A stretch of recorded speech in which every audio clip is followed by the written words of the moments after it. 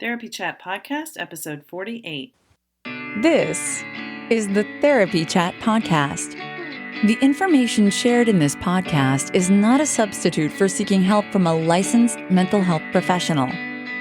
And now, here's Laura Reagan, LCSW-C, with today's episode.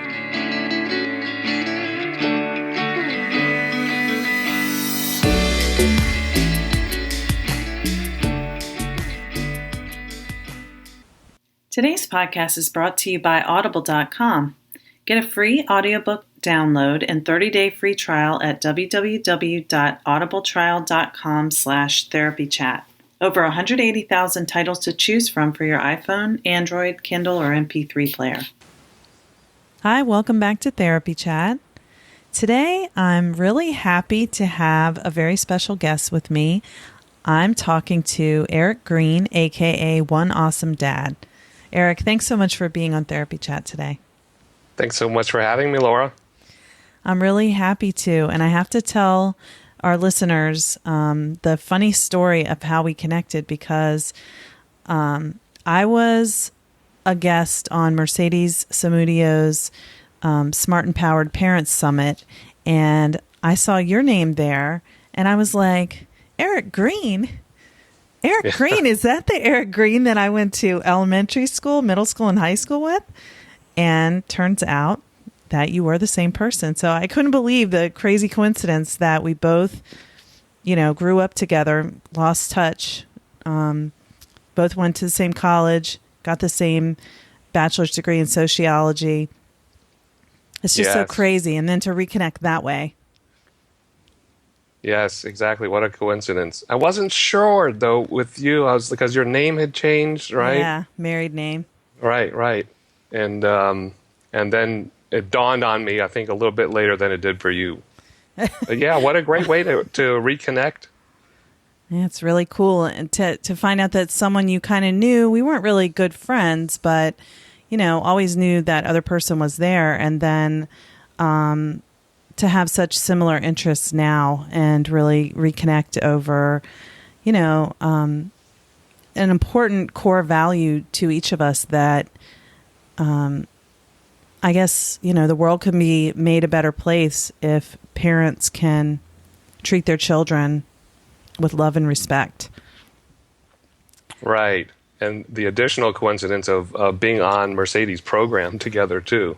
Without knowing before that she launched it. I know. I saw, you liked her tweet, and I was like, huh? Wow. It's so random because I could have been not paying that much attention, but that right, was exactly. So weird. And I think it's really cool. Sometimes things just happen in the right time. They definitely do. So, Eric, for our listeners, let's just start off by, if you would, can you talk a little bit more about who you are and what you do? Sure. So, as you mentioned, I am also known as One Awesome Dad. That's mostly through Facebook. I started a page on Facebook that has grown a following, and through that, I developed a Facebook group community called Peaceful Parenting Community. And the whole purpose of that community and of my page is to really just to share my opinion, for one,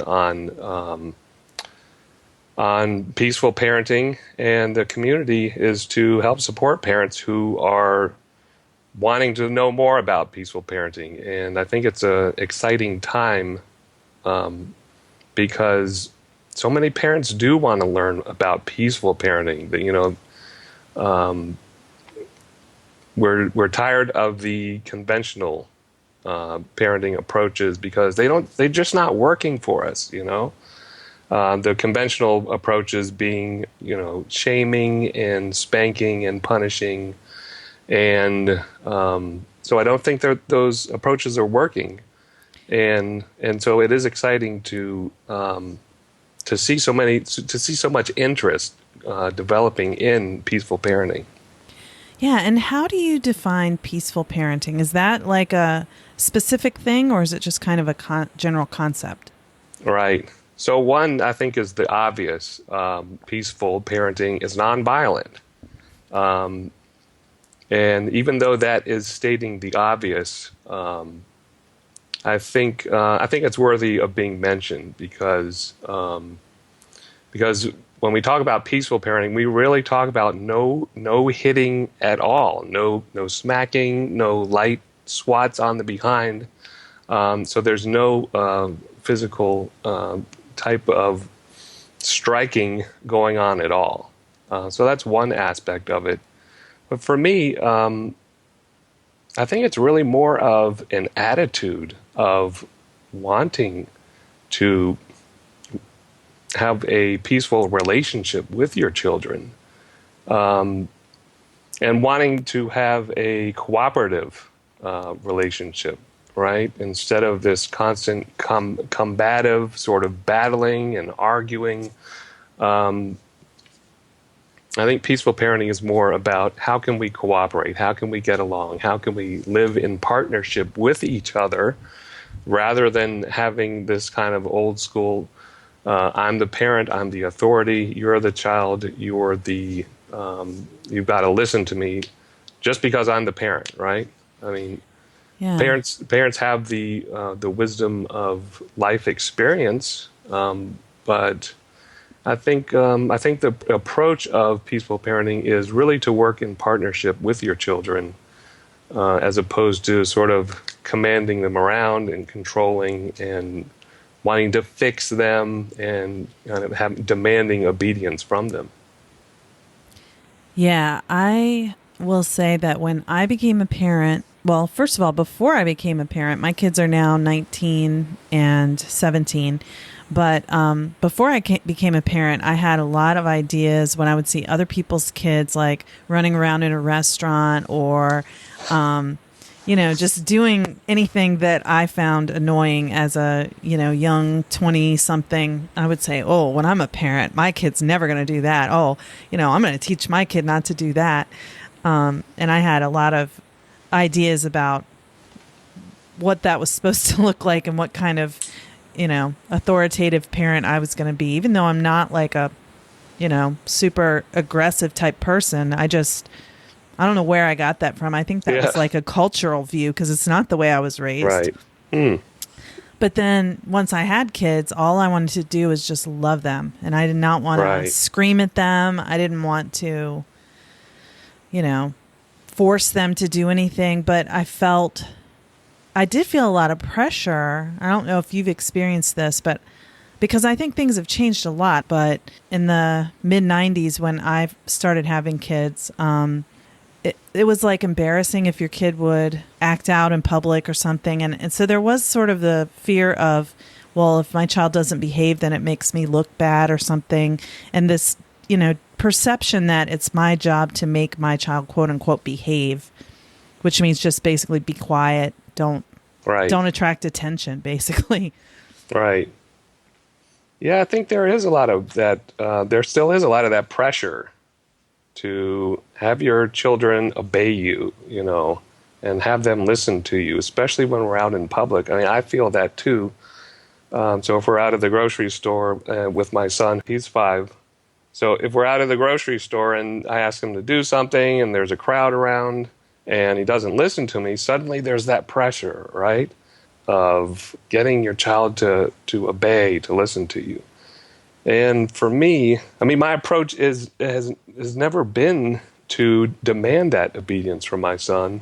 And so when we're at home, I feel more comfortable with that, Mm-hmm. But then if we're out somewhere at a restaurant or at a store, there is that pressure to kind of get your kid to behave.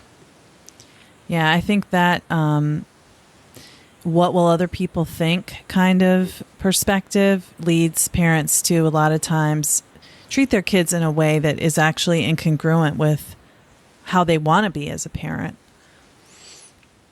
I think so too, and I think there's kind of a snowball effect when we are out in public with our kids, because I think for parents, we feel the anxiety and the pressure and the added stress of other people are noticing us. I want my kid to behave and just be quiet and calm until we get through this trip, right? And get back to our car, and then we can all sort of breathe a little bit easier, right? We can be ourselves again. We can be ourselves a little bit more again. And so I think there's kind of a snowball effect of the kids can sense that we feel that extra pressure too, right? When we're out shopping with them or wherever we are out in public. And so that may cause them to act more anxious or maybe more nervous. So it just sort of can all snowball from there. So, well, I think over the 5 years now of being a dad, I think I've grown more comfortable with the fact that I'm not a strict authoritarian parent sort of demanding that my child stand right by my side and act calmly next to me wherever we go. I don't feel comfortable about doing that, and I try to remind myself that in those moments that what's more important is, for me, is ultimately what's more important is the relationship that I have with my son, right? So if it comes down to me wanting to look better in front of other parents or out in public versus wanting to maintain that close connected relationship with my son, I'm always going to choose the close connected relationship with my son. At least that's the ideal anyway. Right. That's what you're striving for. And I know that none of us as parents can be perfect. We all screw up, but, so do kids. They're trying to, follow your rules, treat each other respectfully, treat you respectfully, Basically, they want to be cooperative, but we all screw up sometimes.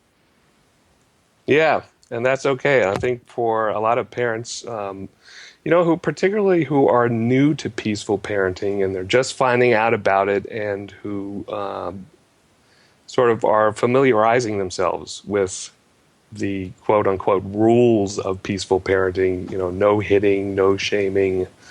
There are a number of principles, I think, that with peaceful parenting that are helpful. But so for parents who are new to peaceful parenting and are getting comfortable with it, I think there is kind of a pressure to start doing things peacefully all the time. And so if you lose it and you yell or you threaten to take something away or whatever it is, then I think a lot of parents can beat themselves up for that.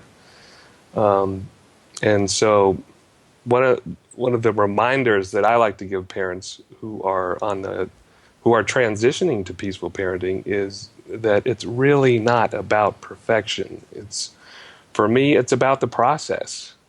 It's about making progress and just doing your best, I think the more we beat ourselves up as parents, it doesn't feel good to beat ourselves up, and we want to be in a good feeling place about ourselves, because that's ultimately when we are at our best as parents. I agree. I think, what you said about beating ourselves up, I mean, that shame that comes up when you feel, I would say there's like you said, that snowball. It's like you're in public, your child loudly says, why does that man have a booger hanging out of his nose? And you're embarrassed because they always say something like that when you're like in the checkout line or something like that. You feel embarrassed, and then you're like trying to make your child be quiet, and then you might shame them somehow. Then you feel ashamed, and then, your interaction with them the rest of the day is kind of coming from that shame place. And that's not all right. That's not like a loving, connected place. It's like an isolated, kind of fearful place. Right. And so I think a key challenge for a parent, no matter what your approach is, if you call yourself peaceful parent or attachment parent or whatever sort of approach that you're going after, I think a key thing is to keep ourselves in a state of calm, in a state of connectedness with our kids, and that's really hard sometimes, because we get triggered by our own kids, mostly as a result of the way that we were raised.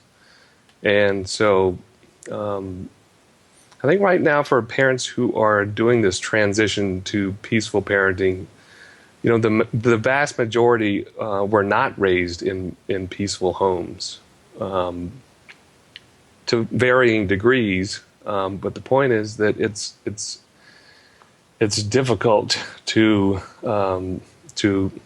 reparent ourselves, right? Mm-hmm. And to learn to see ourselves as deserving of love and appreciation and acceptance, particularly in those moments when our kids are triggering us, because they may do something that we would have been punished for or spanked over as a child, and now that we're trying to do things in a different way, it's difficult to get through those moments and sort of just recognize that I've been triggered. My son is doing something that would have caused me to have been spanked or punished or sent to my room. But that doesn't mean that my son or my child is a bad kid. And so just taking that step back during those moments, I think, is a huge step forward. Instead of getting into that reactive, angry, upset state, right? I think just taking a moment to pause and assess the situation and give yourself a timeout sometimes, Exactly. Sometimes I think kids... Sometimes, most of the time, I think, kids aren't the ones that need the timeout. It's the parents, Give ourselves a timeout, give ourselves a break, reassess the situation, and come back and take an action that is, or sometimes you don't have to take an action at all. Sometimes, so with my own son, if he is in a state of upset or emotional difficulty, he's not getting something that he wants, and maybe it's triggering me, what I will often turn to is just giving him a hug. I'll just give him a hug and come at him from a totally I accept you, loving approach. And that, it's just amazing how often that solves the problem alone, I'd say 80%, 90% of the time, that always solves it. And so one thing I talk about on my page and in advising and consulting with parents is just that. Just reaching out for connection instead of disconnection when... Right, exactly. When you're trying to... Right. Yeah, so all right, on the Mercedes Samudio Summit, I watched the video that you did and I really enjoyed it. I just thought to myself when I watched it, and I've thought this multiple times over my adult life as a parent, that it seems like so radical to say that spanking shouldn't happen. Yes. Right. And I know that, well, what do you have to say about that? Like, what are your thoughts about spanking? So, I've come to see spanking as wrong. I think spanking is wrong. I think it's not just something that I think it's not just a choice that each parent should respect in other parents. I mean, to a certain extent, yes, you respect the decisions that any parent has to make. But personally, I think spanking is wrong. I think spanking is hitting. We don't spank coworkers or spouses or employees or somebody we don't like on the street because they disrespected us or whatever the reason is, and that's not viewed as acceptable. In fact, it is viewed as wrong. You can get charged with assault, right? Right. But you hit your child, even if it's just a spank, quote unquote, somehow that's viewed as acceptable. So I think spanking is wrong, but I don't focus on that debate so much because I realize it's sort of it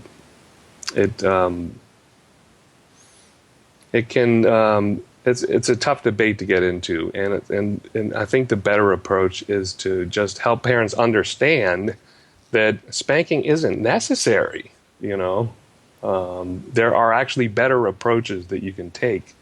There are better alternatives to spanking, and so if you really want the best for your child, then you won't spank. You'll empathize. You can work on your connection with your child. I mean, you can teach, you can set boundaries and set limits for your children without having to resort to spanking at all. Yeah. Right. Yeah, I mean, spanking is I disagree with spanking too. I mean, just because as we are big and kids are small, and so for us to hit them and then tell them, it's confusing. It's not an effective way to manage behavior. So, right. But it is also still very controversial to a lot of people. Right. It seems really unclear. And I think part of that is the fact that, again, like our culture says that's one method of child raising that is acceptable. So, it's just hard for people to wrap their minds around it, as well as the idea that, if they were spanked, then they have to struggle with that kind of emotional conflict of, well, I know my parents loved me, so if spanking is wrong, then why did my parents spank me? And, that's like, again, like that cognitive dissonance where your brain's just like, does not compute. Right, exactly. Yes. But this is why I brought up your video in the summit, because I loved that you talked about for parents who want to change the way they parent to a more peaceful method, it's okay if they thought that spanking was the only thing they knew how to do before. Mm-hmm. So can you talk more about that? Sure. So again, I think parents who are on this transition to peaceful parenting, one of the things really is, peaceful parenting is nonviolent. So therefore, you're not spanking your children, you're not smacking, you're not popping. And so the big question for parents, if there's a top question in peaceful parenting, it's what do you do instead of spanking, instead of punishing, instead of threatening, instead of all these things. And that's, I can see where that's really tough. What do you do? And the even tougher thing is to help parents understand that sometimes you don't have to do anything. Sometimes all you have to do is remind your child, right? This is not acceptable. This is not okay. I'm sorry. I'm sorry you're upset about it, or I'm sorry you feel that way. But it's not acceptable. And so, I think a lot of times when parents get hung up is that their child will do it again, right? And then what do you do? It's like, oh my gosh, they've done something twice, 3 times, multiple times after I've already told them. So what do I do? And my approach is to just tell parents, hang in there, stick with it, keep on empathizing, keep on being understanding. I think in time, kids do get it. Particularly, so for one example is hitting. So most children go through a phase of hitting, or maybe it's biting, or some kind of physical aggression that will often come up sometimes as early as a year old to a year and a half, and it may continue on until 5 or 6. Most of the time, it's just a phase, and so it's tough to not do anything, and yet to just continue to remind your child, we don't hit. Hands are for holding, hands are for hugging, or redirecting attention somewhere else, and not doing anything, taking that sort of punitive, aggressive action yourself as a parent. With my own son, he went through a bit of a hitting phase, and I never once hit back.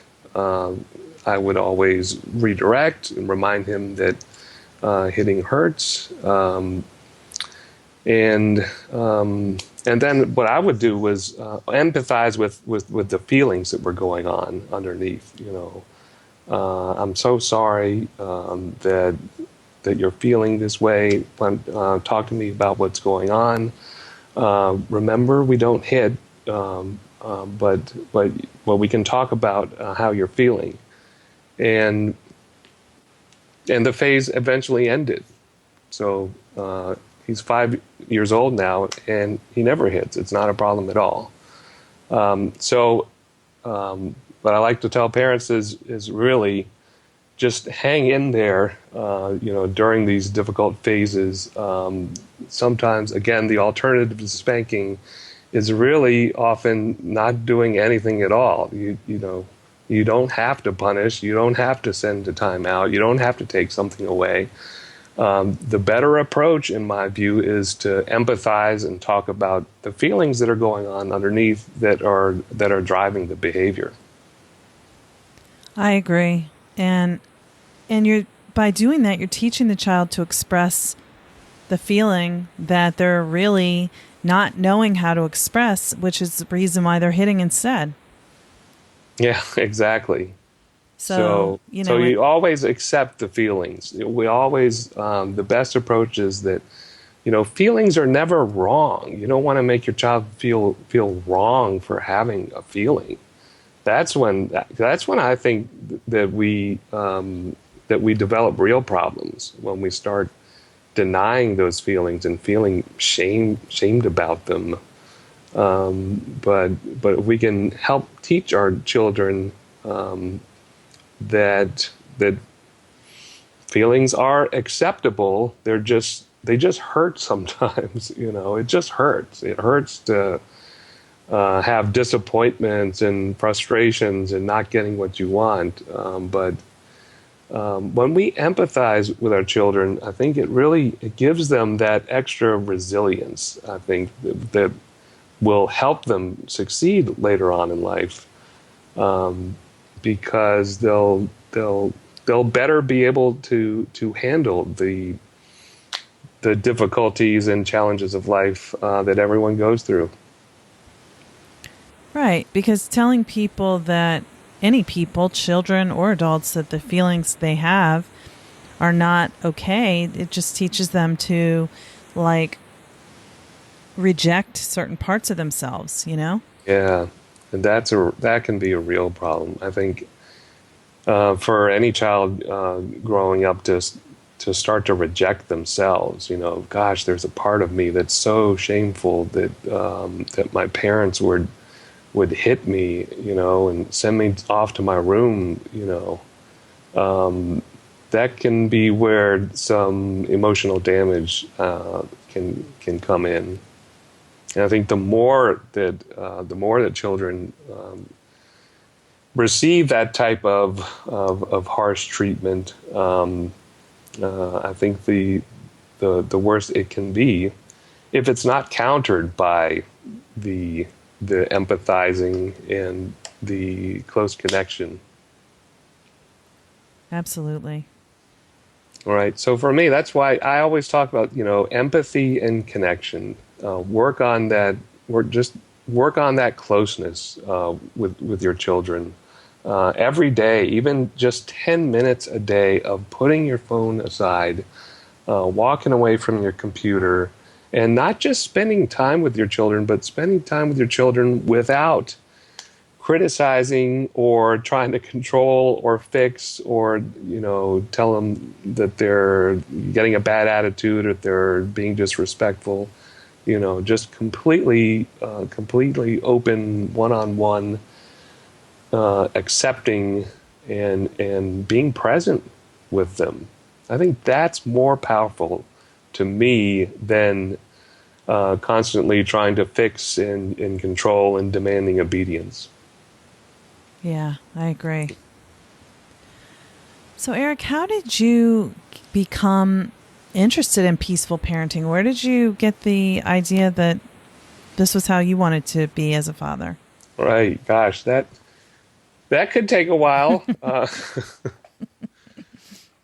So someone actually recently asked me, because I talk about it on Facebook, about my own personal experiences and things I've gone through, and why I've come to have the opinions that I have about peaceful parenting. And someone asked, and she said, this is Julianne over at Hand in Hand Parenting, and she asked, so what do you think it is that helped you develop an awareness that so many parents don't seem to have? And I thought, wow, what a great question. So what is it?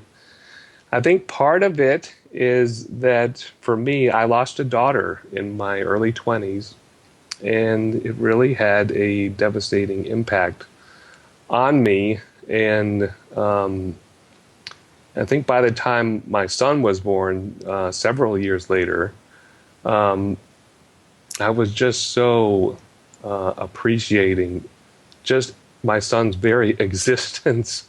Yeah. It's just so meaningful for me that he's alive and he's present, and we can do things together, and we have this connection. So I think that despite being such a devastating and tough experience for me as a young adult, I think really taught me the value of appreciating being a parent, for one. Because through that, I think ultimately, I don't know what it is. I just intuitively had this strong sense as soon as my son was born, how could I ever lay a hand on this precious being? How could I ever, smack or spank or any of those things? And I think that has always stuck with me. So I did feel the pressure, I think, as a parent early on, to conform to conventional types of approaches. So when I first started to talk about peaceful parenting, there was some backlash. The idea is that you've got to discipline, you got to be tough sometimes. But show them who's boss. Show them who's boss, exactly. But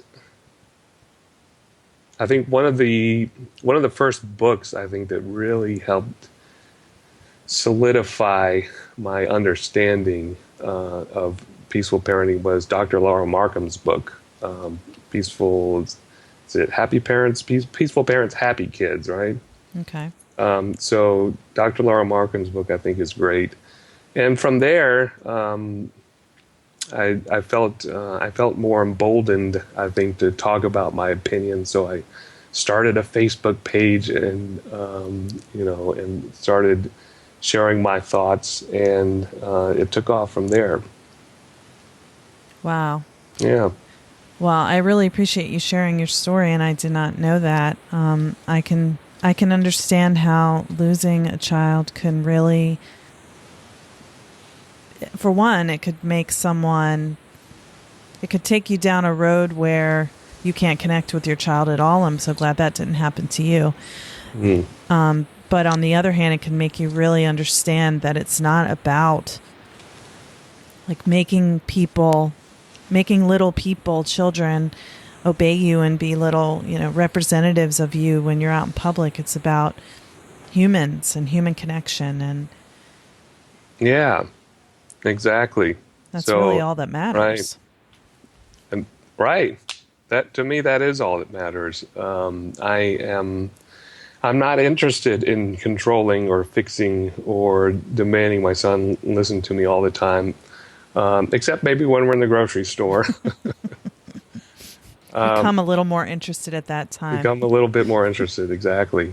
But for the most part, right, my focus is on connection and experiencing the journey of life together, him as a little person and me as a big person, ultimately, and me having more experiences in life. I think that's the only difference ultimately between us, is that I've got more experience, more years of living life, and hopefully a little more wisdom under my belt too.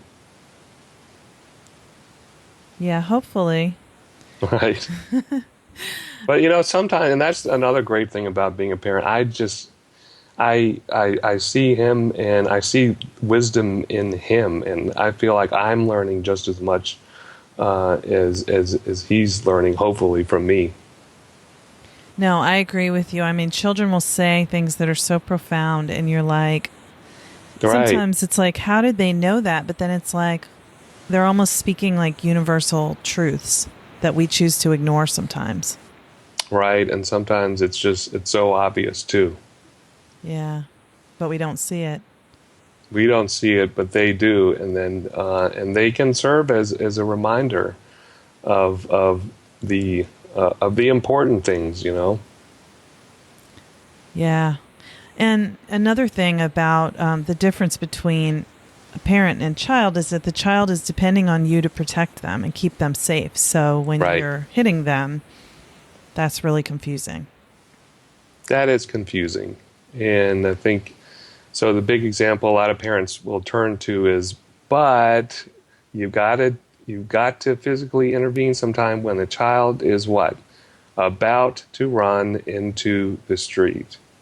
Right? That's always the big example, I think, that people who are skeptical of peaceful parenting, and I think the difference there for me is that you have an issue where your child is in immediate danger, and I think there what you want to do is physically intervene to prevent them from taking a dangerous action, and I think that's the only time that any physical intervention is necessary, is when there is a obvious, immediate danger, such as running out into the street or whatever it is. I think those are the times you have to physically intervene. I think the other time is when a child may be hitting another child or hitting a pet or hitting you. You've got to keep your children safe, right? And so physically intervening, but that's not the same as physically striking, So I think using your adult, stronger body to help keep your child safe, that's obviously acceptable, right? But it's not the same as physically striking or assaulting your child to teach them a lesson. Big difference there for me. Yeah, me too. Yeah. I think that's very clear. Right. So, Eric, can you share some resources that you think are useful? I know you already shared the one book, and I'll put that, The Peaceful Parent's Happy Child. Is that the name? I'm going to have to... Right, I got to hear Peaceful Parent, Happy Kids, How to Stop Yelling and Start Connecting by Dr. Laura Markham. Got it. So I'll put Yep. that in the show notes too, so people can see it if they didn't get a chance to write it down right now. But do you have any other books or other types of resources that you recommend for people who are interested in peaceful parenting? Sure. So for one, there's my own Facebook group, which has been really growing lately and has become very active in supporting parents. And so the name of my group on Facebook is Peaceful Parenting Community. Okay. So that's a closed group. Anyone can come and join and ask questions about peaceful parenting in general or about your specific situation. And I think that Facebook group, and there are other Facebook groups out there or other forums out on the internet, and I think they're a great resource that parents didn't have before the internet. To be able to reach out to other parents and get some advice, get some opinions, and sometimes just to be heard and feel validated. So Facebook groups is one I recommend. As far as books, right, Dr. Laura Markham's book I think is great. The Conscious Parent by Dr. Shefali Sabari I think is wonderful, as well as her recent book, The Awakened Family, is wonderful. And I'm a big fan of Alfie Kohn. I think Alfie Kohn really puts things into perspective as far as he's got a book out called Unconditional Parenting. So I would really recommend that one too. Okay. Great. I've heard of Dr. Shefali's books from you, but, but I didn't know these others, so I'm really glad you mentioned them, and I will put all of those notes in the show notes. And you do work with parents for consultation, so how would people get in touch with you if they wanted to consult with you about a situation? Sure. So you can look me up on Facebook, on facebook.com/oneawesomedad, or you can learn more about me and about what I have to offer at oneawesomedad.com.